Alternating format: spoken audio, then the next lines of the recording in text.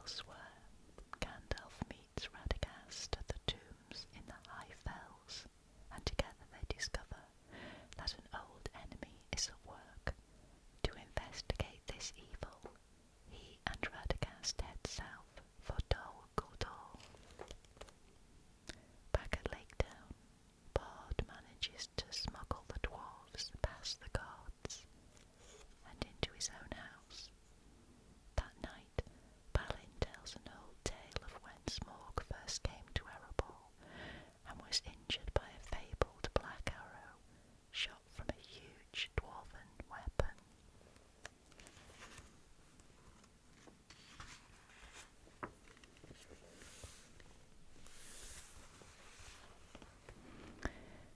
Time is passing quickly. The dwarves only have 2 more days to reach the top of the lonely mountain, but for the time being, they are trapped in Bard's house with spies watching their every move. Meanwhile, Bard discovers that the dwarves aren't merchants after all, but are actually from Erebor and are trying to reclaim their kingdom. When he returns to his house, he finds the dwarves have crept out under the cover of night, intent on reaching the mountain.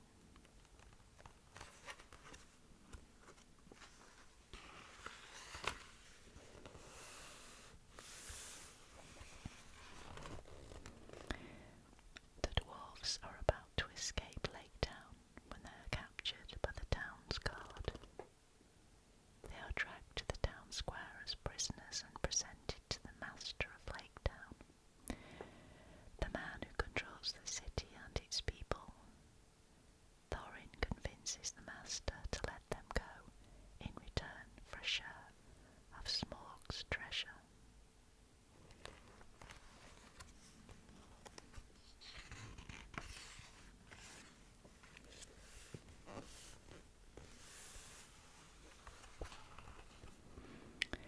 Far to the south, Gandalf and Radagast have arrived at Dol Guldur.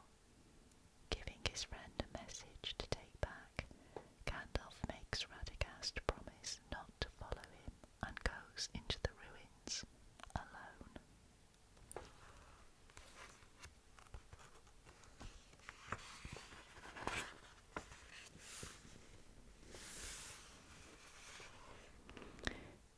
Released at last, the company travels from Lake Town until they spy a city in the distance, the ruined city of Dale.